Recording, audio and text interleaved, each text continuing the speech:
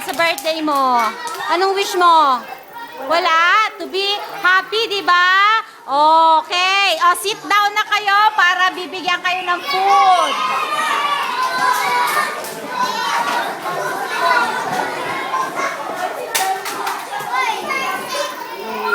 Sige na, bigyan nyo na.